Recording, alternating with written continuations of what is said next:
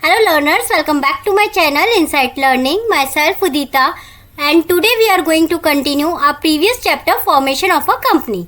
So let's start.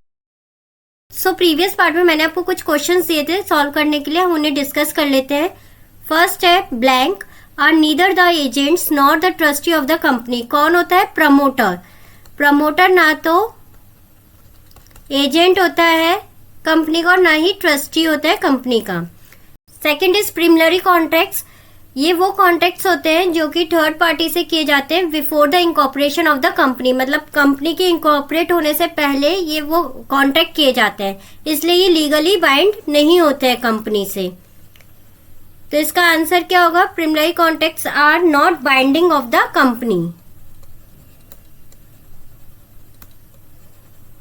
Binding of the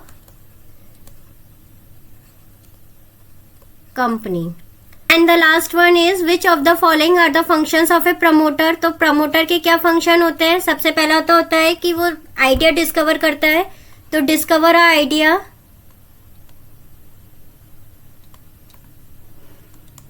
second और क्या करता है? वो डिटेल इन्वेस्टिगेट करता है अबाउट द डिमांड्स, की डिमांड क्या चल रही है मार्केट में. तो सेकंड डिटेल इन्वेस्टिगेशन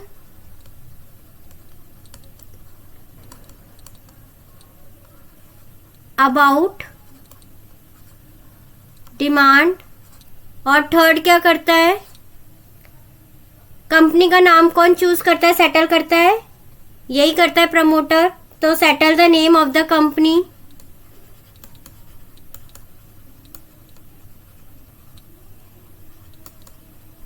एक्सेट्रा और भी हो सकते हैं.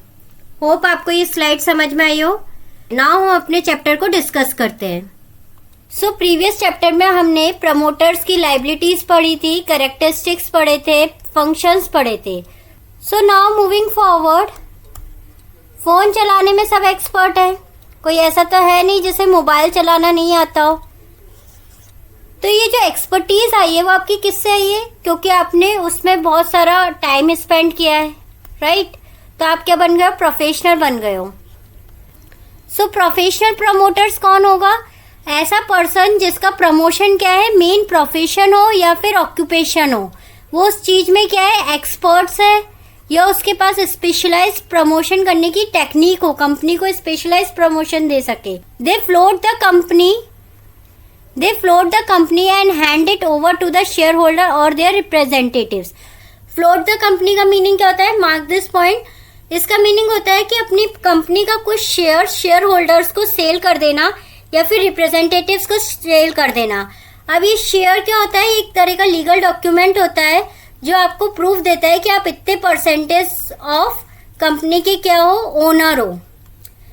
कैसे ओनर बने? क्योंकि आप जब ये शेयर खरीदते हो तो उसके बदले में आप कंपनी को क्या दे रहे हो? पैसा दे रहे हो. और पैसे दे रहे हो इसलिए आप क्या बन गए? उसके एक तरह से उस कंपनी के थोड़े से पार्ट के ओनर बन गए. So hand it over to the share holder और their representatives. Second is occasional promoters. Occasional promoters is a promoters whose main job is to float the company. Means ये वो promoters होते हैं जो company को float करने में help करते हैं. ये डेली कंपनी के मैटर्स में पार्टिसिपेट नहीं करते हैं, बट जब कंपनी का कोई क्रूशियल मैटर होता है ये इसमें इन्वॉल्व होते हैं. जैसे कि इंजीनियर्स हो गए, लॉयर्स हो गए, एक्सेट्रा. अब मान लो आप हो, ठीक है, आप मम्मी की डेली हेल्प नहीं कराते हो, पर कोई फंक्शन होता है या कोई ओकेशंस होता है तो क्या करते हो? मम्मी की हेल्प कराने लगते हो, या मम्मी ने अगर कोई काम बोला है तो आप उसमें हेल्प कराते हो. तो ये क्या हो गया? आप ओकेशनल प्रमोटर्स हो गए. आप मम्मी के ओकेशनल पार्टनर्स हो, आप उनके परमानेंट पार्टनर नहीं हो. Now moving forward, entrepreneur promoters. अब जो बिजनेस है और जो उस बिजनेस को प्रमोट कर रहा है वो दोनों ही चीजें सेम पर्सन कर रहा है, उसे हम कहते हैं एंटरप्रेन्योर प्रमोटर्स. फॉर एग्जाम्पल, आप क्या कर रहे हो? एक बिजनेस कर रहे हो, और बिजनेस में आपने क्या सोचा? मैं ज्वेलरी मेकिंग का बिजनेस कर लेती हूँ. अब ज्वेलरी मेकिंग में आपने ये सोचा है तो ये आइडिया किसका है? आपका खुद का है. अब ये रॉ मटेरियल कहाँ से आएगा, उसको जो मैन्युफैक्चर करोगे तो उसमें जो जो आइटम लगेंगे वो कहाँ से आएंगे, ये सब कौन डिसाइड कर रहा है? आप खुद कर रहे हो, सेल्फ है ये सब. ये सब बनने के बाद आपकी ज्वेलरी बनके तैयार हो गई. उसके बाद आपने क्या सोचा, कि इसको मेरे को प्रमोट करना है। प्रमोट कैसे करोगे आप? थ्रू सोशल मीडिया, या फिर आप अपने फ्रेंड्स या रिलेटिव से बोलोगे कि भाई मैं ऐसे ऐसे बिजनेस मैंने स्टार्ट किया है, आप आइए और देख के परचेज करिए। तो जो ये दोनों चीजें, मतलब आप प्रमोट भी खुद ही कर रहे हो अपने बिजनेस को, और आपने बिजनेस भी खुद से ही सेटअप किया, उसका आइडिया लाया, उसके सारे फ्रेमवर्क करा, पूरा उसका जितना भी डिटेल्स थी सब आपने खुद उसको फाइंड आउट करी। तो ये दोनों चीजें जो करते हैं हम उसको कहते हैं entrepreneur promoters. Both promoters and entrepreneurs, they conceive idea for new business. वो खुद एक न्यू बिजनेस का आइडिया लेके आता है, वो सारे ग्राउंड वर्क को एस्टेब्लिश करता है, और उसका पार्ट रहता है पूरे मैनेजमेंट का। पूरा जो मैनेजमेंट देख रहा है इसमें, वो कौन देख रहा है? वो जो बिजनेस कर रहा है वो पर्सन देख रहा है। Next, financial promoters. ये कौन से प्रमोटर्स होते हैं? जो फाइनेंस प्रोवाइड करते हैं, मतलब उसकी अपॉर्चुनिटीज प्रोवाइड करते हैं। फॉर एग्जाम्पल बैंक, या कोई फाइनेंशियल इंस्टीट्यूट, या फिर LIC, housing etcetera.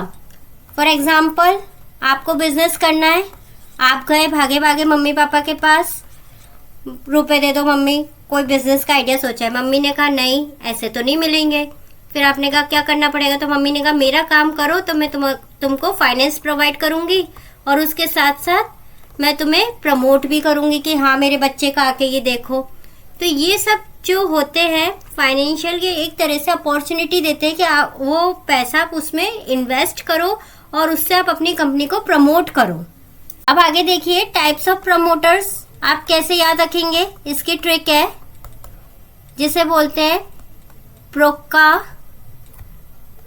And फिना। Broca and फिना।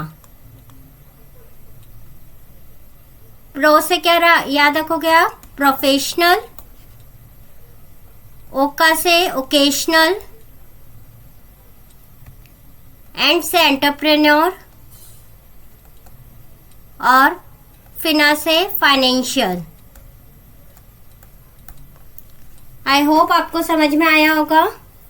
अब हमने प्रमोटर्स के सब बता दिया, उसका मीनिंग बता दिया, उसकी लायबिलिटीज बता दी, उसकी ड्यूटीज बता दी, कितने टाइप्स के होते हैं सब बता दिया। अब कुछ राइट्स भी तो होते होंगे प्रमोटर्स के, तो वो क्या राइट्स होते हैं? फर्स्ट है राइट ऑफ इंडिमिनिटी। अब इसका मीनिंग क्या होता है? अब ये जो प्रमोटर्स हैं इनके ऊपर सेवरल लायबिलिटीज होती है, ये जॉइंटली रिस्पॉन्सिबल होते हैं अगर कोई फॉल्स स्टेटमेंट दिया इन्हें प्रोस्पेक्टर्स में। प्रोस्पेक्टर्स क्या होते हैं? एक शेयर्स, आप जब शेयर परचेज करते हो तो आपको एक प्रोस्पेक्टस प्रोवाइड करा जाता है जिसमें कंपनी की पूरी इंफॉर्मेशन दी जाती है कि कंपनी में कितने पार्टनर्स हैं, कितनी कैपिटल है कंपनी की, एक्सेट्रा। ये सारी इंफॉर्मेशन इसमें दी जाती है। So when more than one promoter act as a promoter, अगर एक या एक से अधिक कोई प्रमोटर है और प्रमोट कर रहे हैं कंपनी को, और उनमें से किसी भी प्रमोटर को कोई डैमेज हुआ है, तो वो दूसरे प्रमोटर से क्या कर सकता है? क्लेम कर सकता है डैमेज का और कंपनसेशन ले सकता है। Second is right to receive the legitimate preliminary expenses, मतलब उसके पास राइट होता है कि वो रिकवर कर सके वो सारे एक्सपेंसेस जो कि उसने कंपनी की प्रोसेस, मतलब कंपनी को एस्टेब्लिश करने के टाइम पे स्पेंड करे थे, जैसे कि एडवर्टाइजमेंट की कॉस्ट या सॉलिसिटर की फीस, मतलब सॉलिसिटर मतलब lawyer. The right to receive the preliminary expenses is not a contractual right, मतलब कोई कॉन्ट्रैक्ट में नहीं लिखा है कि उसका कॉन्ट्रैक्ट में लिखा हुआ है ऐसा कोई राइट है, बट एज अ राइट वो रिसीव कर सकता है। अगर आज मैं किसी चीज पे स्पेंड कर रही हूँ तो मुझे राइट है ना कि मैं अपना उससे डैमेज, अगर मुझे कुछ हुआ है या मैंने कहीं फीस दी है या उसमें मेरा कुछ रुपया गया है तो मैं उसको रिकवर कर सकूं। It depends upon the discretion of the directors of the company, मतलब क्या कंपनी के जो डायरेक्टर्स है उनके बीच में क्या डिस्कशन हुआ है उसके बेस पे ये प्रोसेस होती है। And the third is right to receive the remuneration. The right to receive the remuneration is not a contractual right, ये भी कॉन्ट्रेक्चुअल राइट नहीं होता है। It completely depends on the company to make sure to provide the same or not. ये company के ऊपर depend करता है कि वो उसको सेम प्रोवाइड करवाना चाहती है नहीं करवाना चाहती है। And some cases articles of the company provide to the directors paying a specified amount to promoters, मतलब डायरेक्टर्स क्या करता है कि स्पेसिफाइड अमाउंट प्रोवाइड कराता है प्रमोटर्स को उनकी सेवरल सर्विसेज के लिए, but this does not give the promoters any contractual right to sue the company. But promoters को कोई कॉन्ट्रेक्चुअल राइट नहीं देता कि वो सू कर सके कंपनी के लिए।